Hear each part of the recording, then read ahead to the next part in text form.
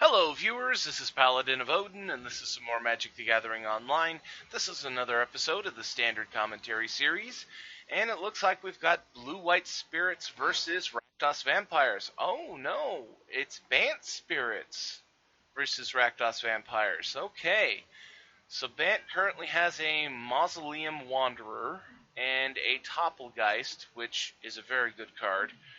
And Vampires currently has Insolent Neonate and a Fury Blade Vampire. Bant attacks all in there. That's I'm guessing that if he's running a full-on Spirits deck, all of his creatures have flying, which unfortunately for Vampires, only some of their creatures have flying, so they're going to have trouble dealing with Spirits in combat. Now, they're not going to have trouble dealing with them with burn spells or direct kill spells because they're running red and black. Now, Fiery Temper discarded to the Fury Blade Vampire.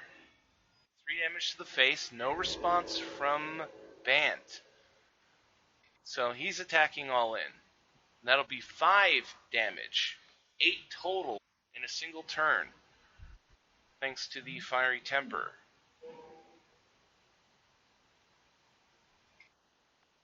And Incendiary Flow on the Mausoleum Wanderer. Response Spell Queller. Very good card. That will exile the Incendiary Flow and save the Mausoleum Wanderer. And more importantly, it'll give him a very good creature. Stat-wise, 2-3. If he doesn't discard to the Fury Blade, Spell Queller can eat it. He'd have to block with another creature to get Insolent Neonate, but again, Spell Queller can eat it. But he's going full aggro here. That's 4 damage flying that Rakdos can't do anything about, so he's down to 14. But now we go back to the Vampires. And Vampires has really good synergies with things like, the discard engines that they have and the Madness cards that they have available to them. Fiery Temper is great because it can target a player or a creature. And then, not as good, but still great, is Alms of the Vein, which its Madness cost is 1 black, and target player loses 3 life, and you gain 3 life. Not as good as Fiery Temper, but still really good for going aggro to the face as fast as possible. But in this case, Asylum Visitor, whose Madness cost is the same as its mana cost. But more importantly, he had a card he could discard to Fury Blade Vampire, which, again, 5 more damage takes the Spirits deck down to 7. He's going to lose this race if he doesn't do something about these creatures.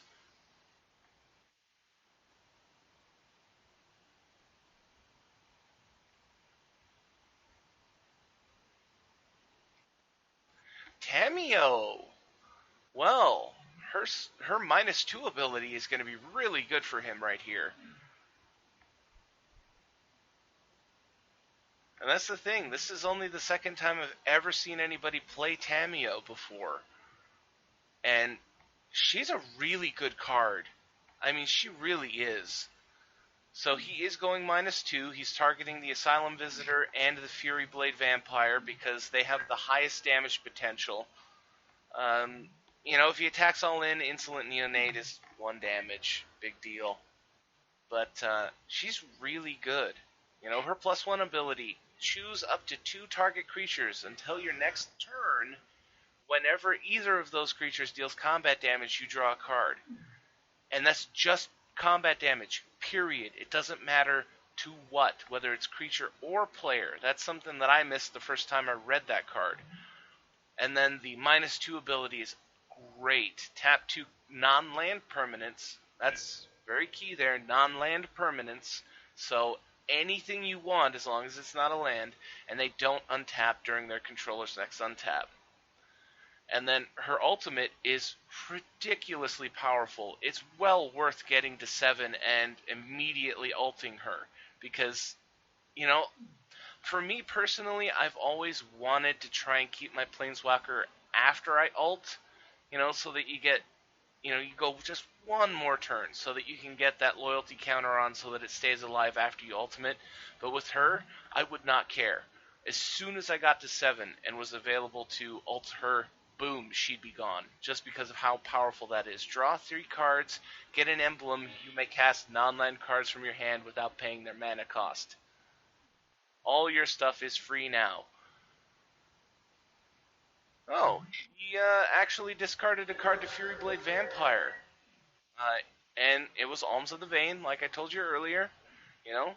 Seriously, 1 black mana for lose 3 and gain 3, that is very powerful.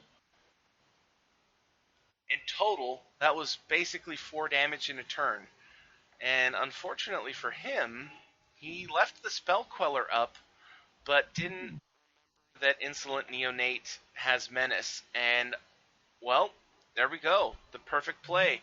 Stacking the Insolent Neonate, has a Fiery Temper to play with Madness, and he goes for the Planeswalker instead of the kill.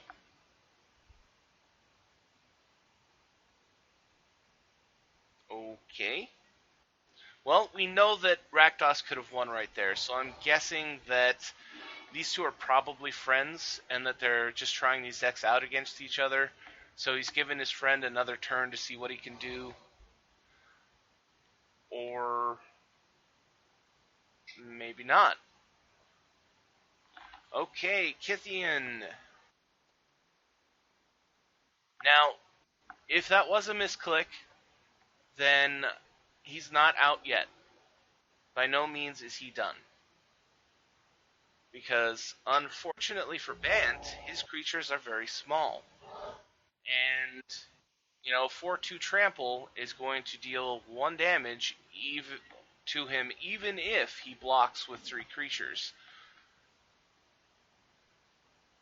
And then, all he has to do really is get another Fiery Temper, or Alms of the Vein, or Incendiary Flow.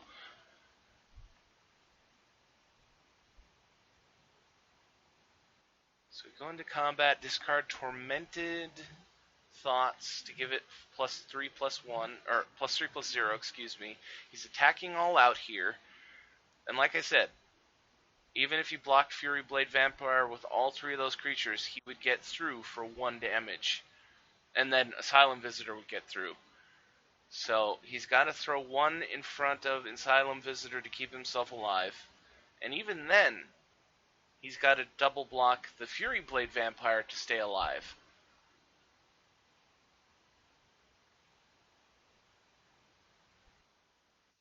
And he doesn't. Well, that last couple of plays, weren't great. I'm assuming they were misplayed or whatever, but, end result was the same. The Vampires won. And I'm trying to think, I just don't really see spirits as very powerful. I mean, they have great effects with each other, especially Topplegeist, in my opinion, is amazing. A 1-drop 1/1 flyer that comes into play and taps a creature, not a bad card at all. And then with Delirium, you get to do that every turn. It's kind of a tap-down machine gun. So, there are some really good spirit creatures, but at the same time, compared to vampires, I really don't see how they can win on the regular, because of how fast and furious the vampire deck can be. Almost all of their cards synergize with each other. And they have really high powers compared to the spirits. Fury Blade Vampire. Kind of was his undoing in the last game. This card did a lot of work in that last game.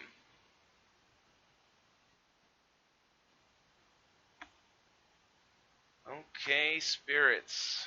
Let's see it. Always watching. Alright, that's a good way to even up the power difference with his creatures. Unfortunately, it leaves him wide open for whatever Vampires does this turn. But then again, the potential for damage from vampires here isn't lethal by any any uh, uh, stretch of the imagination. Sorry, I couldn't think of that phrase. But he could do quite a bit here. I'm thinking somewhere in the ballpark of 7 damage, which is not an inconsiderable amount of damage. Okay, discarding Fiery Temper. Well, that's 3 from the Fiery Temper, 4 from Fury Blade, there's 7, and he still has 2 mana left open.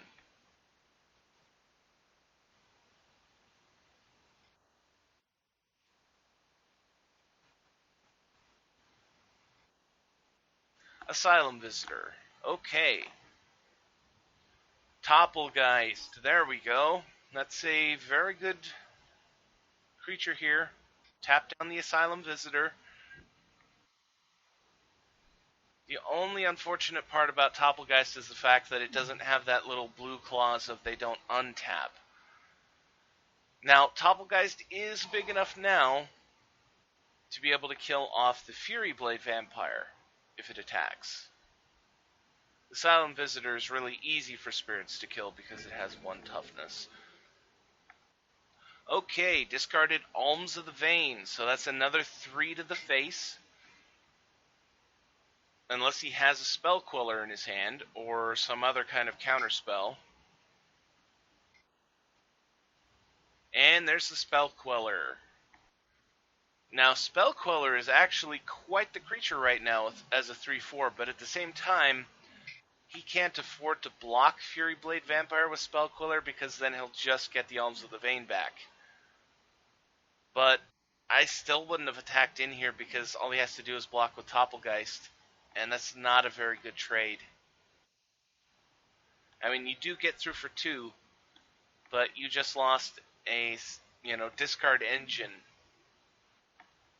And, it was basically a 4-2 trample every time you discarded, so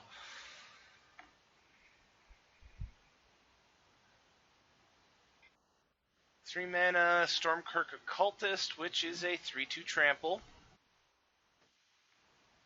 Back to Spirits.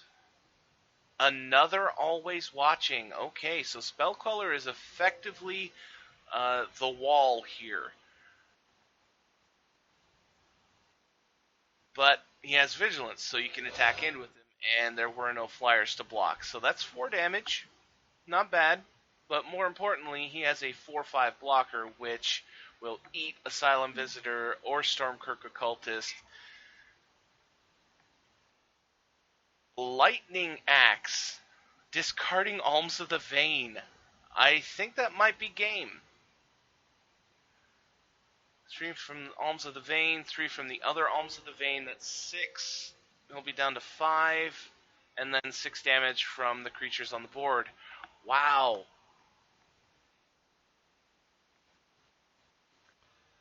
Yeah, honestly, I don't see Spirits being all that competitive against such a fast and aggressive deck like Vampires. The only thing that I can think is maybe if you go ahead and put in more control elements, counter spells or bounce spells or something to try and slow them down so that you can try and build up your board, but other than that, I'm drawing a blank because, you're in this deck, he's running 3 colors, so something like Engulf the Shore is out of the question. He's playing a creature-based deck, so you really don't want to run board clear spells because then you lose your army too. I just don't really see a good option for Bant Spirits to make an impact. But that's my 2 cents. I'll end the video here. That was Bant Spirits versus Rakdos Vampires. And if you liked what you saw, hit that like and subscribe button for me, and I'll see you in the next video.